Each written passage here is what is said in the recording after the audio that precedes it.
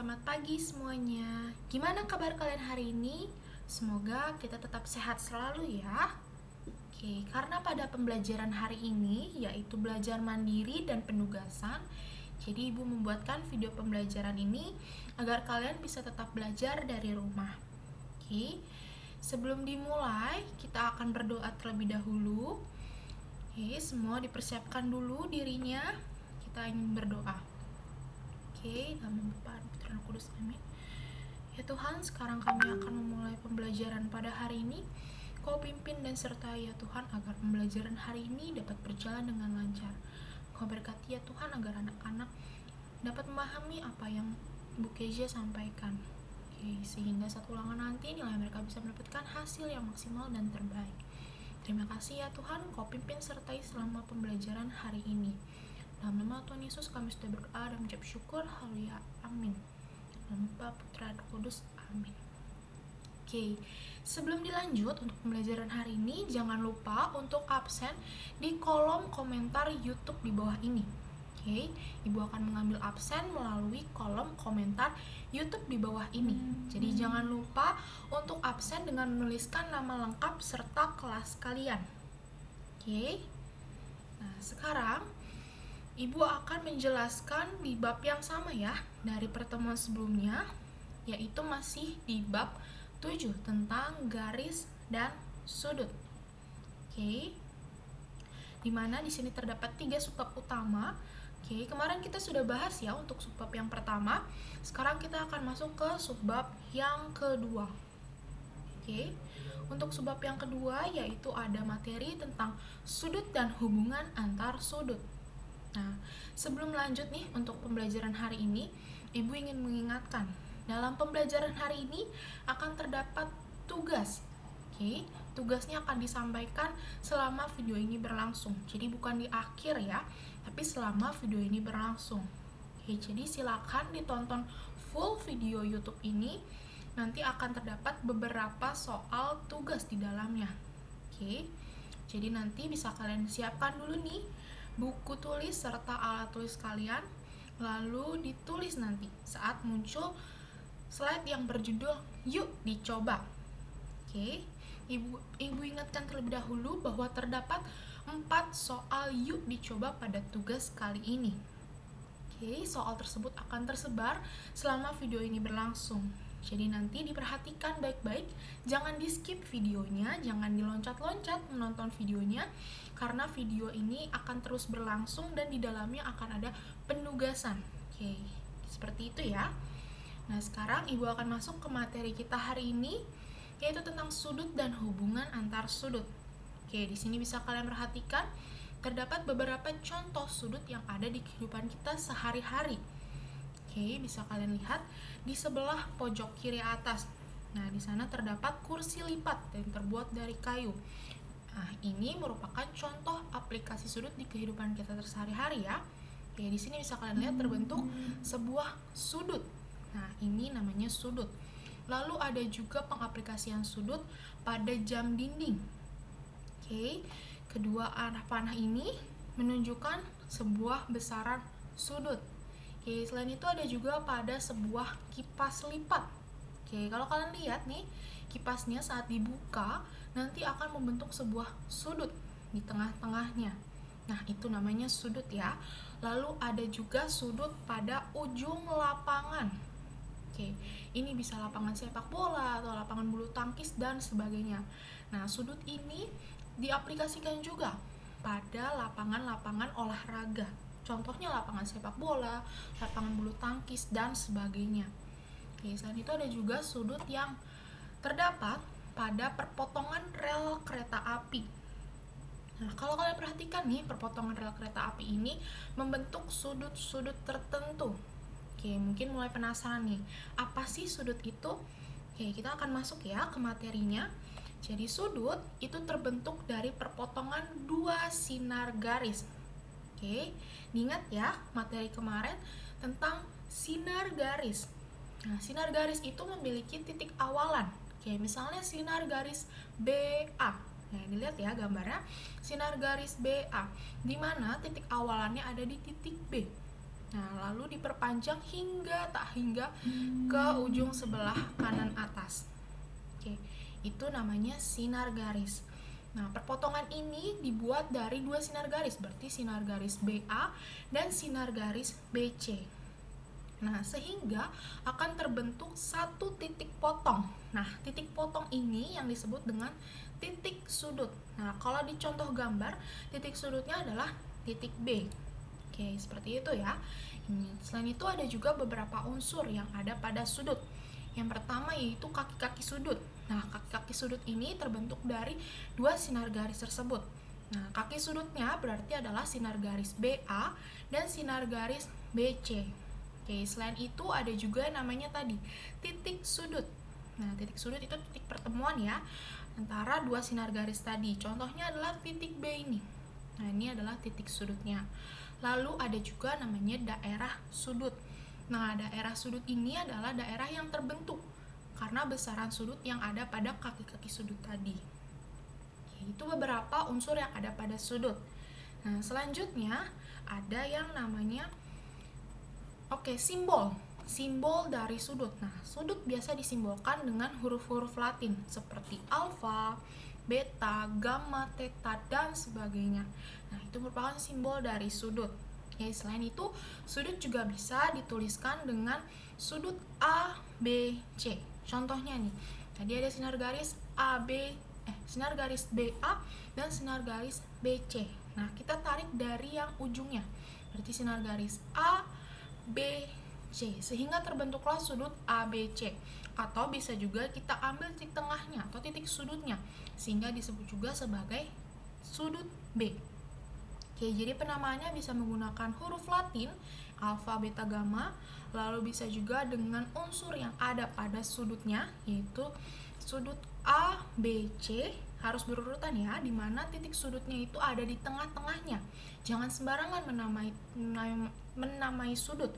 Oke, harus berurutan. Berarti sudut A, B, C, dimana titik sudutnya ada di tengah-tengah, yaitu titik B.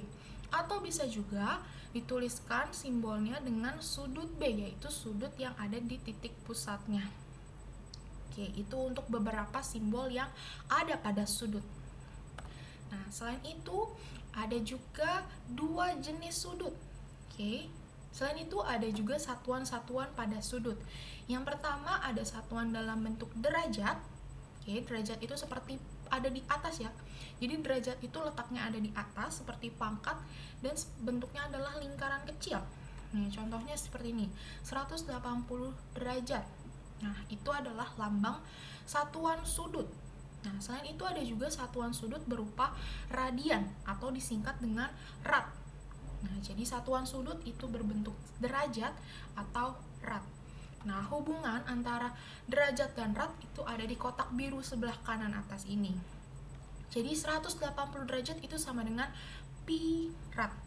Oke, pi radian.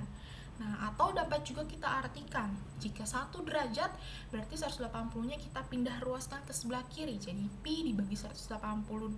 Oke, hasilnya nanti adalah sekian radian. Nah, atau dari radian ke dalam bentuk derajat. Berarti 1 radian sama dengan 180 derajat dibagi pi. Oke, nanti kita akan masuk ke contoh soal ya. Mungkin nanti akan lebih paham dalam pengaplikasian mengkonversi derajat ke radian ataupun sebaliknya. Oke, selain itu untuk besar sudut B juga dapat dilambangkan dengan M sudut B. Oke, M di sini berarti adalah besaran sudut. Oke, nanti akan diketahui. Misalnya ditanyakan M sudut B, berarti yang ditanya besar sudut B adalah itu, nanti dijawab misalnya 30 derajat, 60 derajat, dan seterusnya. Seperti itu ya. Jadi ini merupakan simbol dari besar sudut B adalah seperti itu. Nah, untuk selanjutnya ada juga yang perlu kalian ketahui, di mana besar sudut satu putaran penuh. Oke, kalau kalian perhatikan nih dari busur, di mana untuk satu putaran penuh berarti terbentuk sebuah lingkaran ya. Dari titik 0 sampai balik lagi ke titik 0 itu jumlahnya adalah 360 derajat. Oke, jadi kalau di busur itu baru setengah putarannya, yaitu 180 derajat. Nah, kalau satu putaran penuh nilainya adalah 360 derajat. Oke, ingat titik nolnya itu selalu ada di sebelah kanan ya kalau di busur. Oke, lalu ditarik, diukur berapakah besar sudutnya menggunakan busur. Oke, mungkin kalau kalian di rumah punya busur bisa dilihat juga ya busur kalian.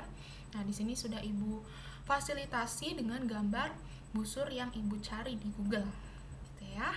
Sekarang kita akan masuk ke contoh soal ya dalam mengkonversi pi ke derajat ke radian ataupun sebaliknya.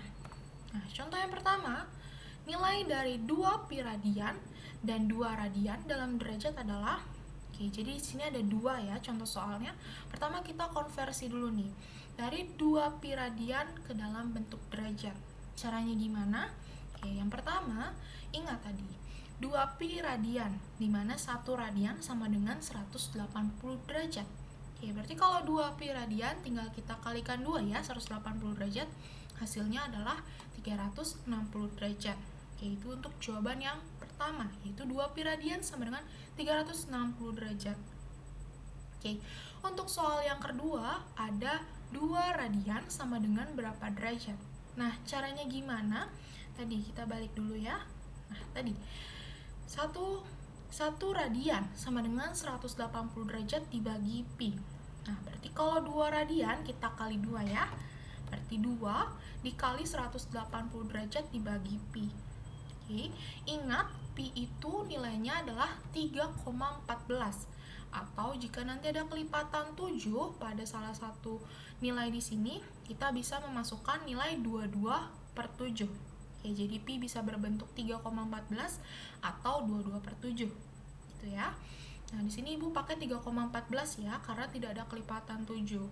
Jadi 2 dikali 180 derajat dibagi 3,14. Setelah dihitung, hasilnya adalah 114,65 derajat. Oke, jadi nilai 2 pi radian adalah 360 derajat dan nilai 2 radian sama dengan 114,65 derajat. Jadi berbeda ya, walaupun hanya terdapat pi di tengahnya, tapi maknanya itu bisa berbeda. Oke. Nah, selanjutnya ada yuk dicoba. Nah, ini merupakan soal latihan yang pertama. Oke, bisa kalian screenshot dulu nih, atau Ibu kasih kesempatan dulu untuk kalian menulis. Jadi ini sebaran soal yang pertama. Tentukan nilai. Nah, di sana ada poin A, B, dan C. Oke, nanti silakan kalian kerjakan di buku tulis kalian, lalu kumpulkan di Google Classroom ya nanti.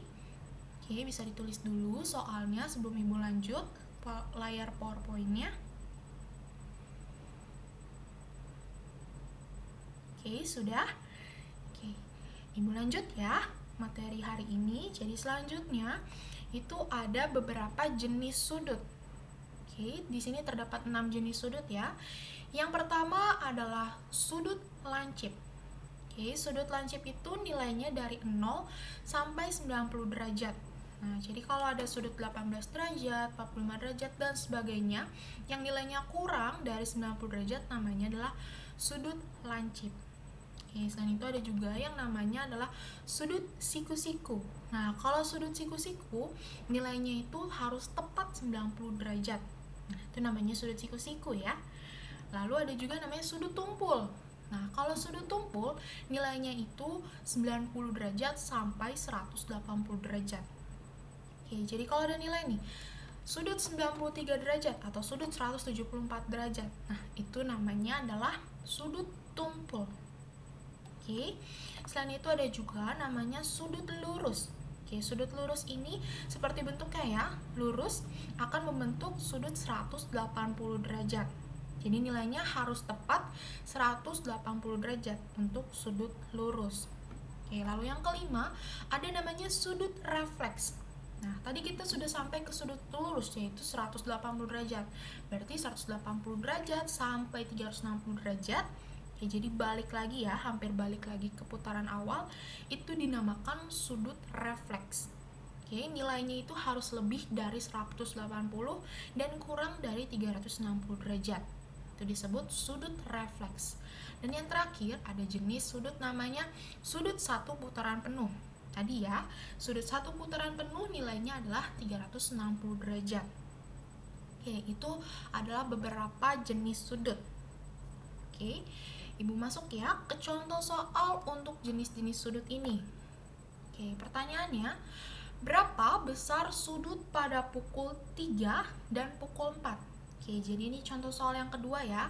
Tadi contoh soal pertama itu untuk materi tentang radian dan juga derajat, cara mengkonversinya. Sekarang adalah contoh soal yang kedua tentang jenis-jenis sudut. Nah, soal yang pertama nih, berapakah besar sudut pada pukul 3? Oke, untuk mempermudah, Ibu gambar dulu. Jam 3.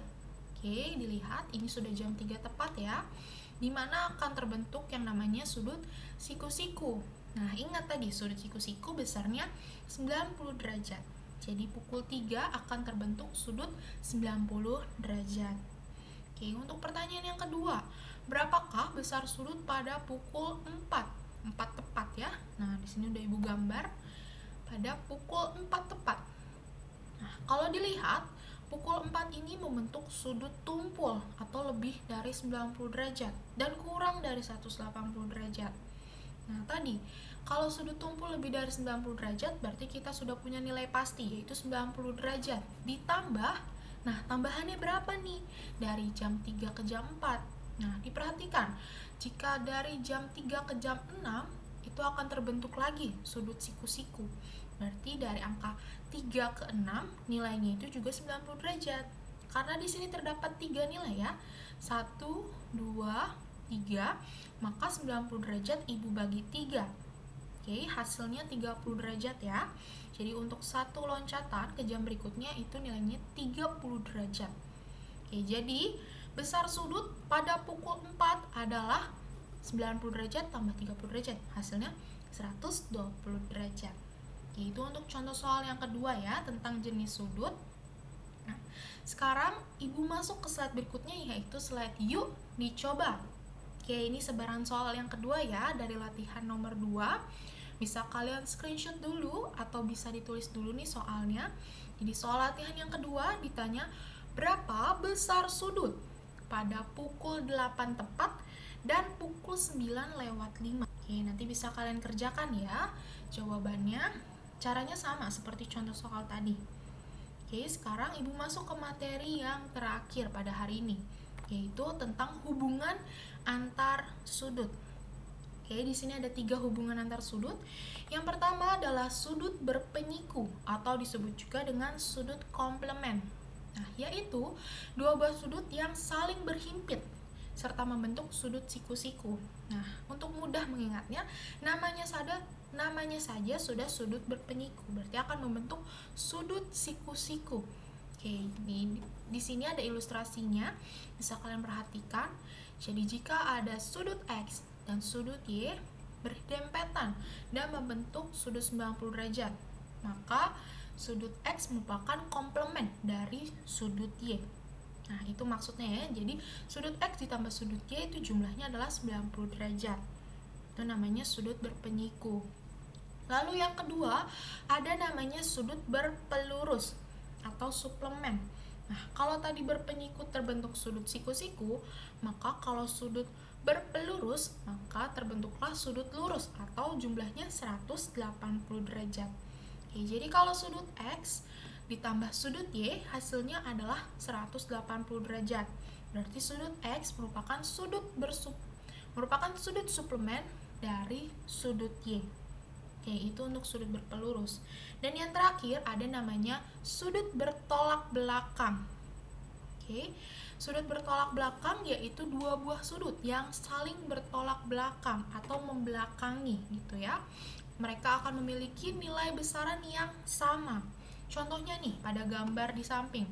Berarti besar sudut 1 akan sama seperti besar sudut 3 karena mereka saling bertolak belakang. Lalu besar sudut 2 juga akan sama seperti besar sudut keempat karena mereka juga saling bertolak belakang.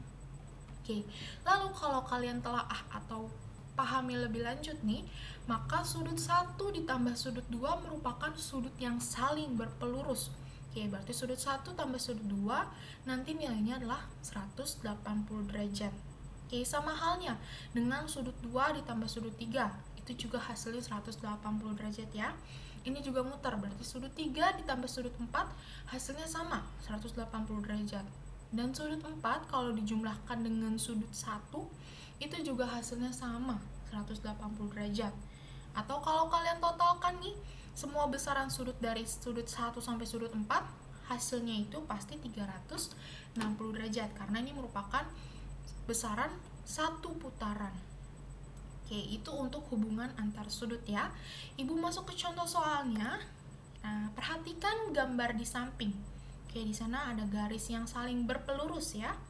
Oke. Jika besar sudut X adalah 130 derajat. Nah, di sini besarnya adalah ketahui 130 derajat. Pertanyaannya, besar sudut Y adalah karena ini merupakan sudut yang saling berpelurus, maka sudut X ditambah sudut Y sama dengan 180 derajat. Kita masukkan ya dari yang diketahui, berarti 130 derajat, tadi nilai X-nya, ditambah Y sama dengan 180 derajat. Lalu kita gunakan sistem aljabar, berarti 180 dikurang dengan 130 derajat. Oke, jadi di sebelah ruas kiri kita pindahkan ke kanan, jadi dikurangi. Sehingga hasilnya adalah 50 derajat. Maaf ya, Ibu tipe di sini harusnya 50 derajat. Oke, itu jawaban untuk contoh soal yang ketiga. Ibu masuk ya ke contoh soal yang keempat. Nah, perhatikan gambar di samping. Nah, di sana ada gambar sudut-sudut yang saling berpenyiku. Tahu dari mana? Karena terbentuk sudut siku-siku di sebelah sini. Oke, yang menjadi pertanyaan adalah berapa besar nilai X? Oke, berarti sudut X ditambah sudut Y. Oke, ini perumpamannya sudut X itu ditambah sudut Y sama dengan 90 derajat karena ini sudut berpenyiku. Sudut X-nya 45 derajat ditambah 3X derajat sama dengan 90 derajat. Oke, berarti 45-nya Ibu pindah ruas ke kiri ya, ke kanan ya. Oke, jadi 3X sama dengan 90 derajat dikurang 45 derajat. Oke, hasilnya 45 derajat lalu Ibu bagi 3. Sehingga nilai X adalah 15 derajat. Oke, itu untuk jawaban soal nomor 4. Oke, sekarang masuk ke yuk dicoba untuk yang terakhir ya, soal nomor 3 dan 4. Oke, boleh kalian screenshot dulu layarnya atau boleh kalian salin juga. Nah, jadi ini udah sampai soal yang terakhir ya, soal latihan hari ini. Ada 4 soal. Oke, jangan sampai salah ya. Soalnya ada 4 nih, bukan cuma 3 dan 4. Tapi tadi ada juga ya di video yang beberapa menit sebelumnya. Nah, itu ada soal dari latihan nomor 1 sama latihan 2-nya. Oke, makanya nontonnya jangan di skip-skip. Oke, nontonnya full ya. Jadi Ibu tahu nih mana anak yang memang nontonnya full atau nontonnya di skip-skip. Jangan lupa latihannya dikumpulkan sebelum deadline yang sudah ditentukan ya. Oke, nanti ada di Google Classroom platform pengumpulannya. Jika nanti ada pertanyaan, boleh langsung hubungi Ibu ya. Jika ada yang kurang paham dari materi yang Ibu sampaikan hari ini, bisa langsung tanyakan ke Ibu. Oke. Nah, kita sampai di slide yang terakhir ya. Terima kasih untuk pembelajaran hari ini. Semoga pembelajaran hari ini bisa kalian pahami. Oke. Jika ada pertanyaan seperti Ibu bilang tadi, langsung tanyakan ke Ibu saja. Jangan sungkan, jangan malu. Oke. Ibu akhiri ya untuk pembelajaran hari ini. Semoga kita tetap sehat selalu dan Tuhan Yesus memberkati. Sampai jumpa di pertemuan berikutnya.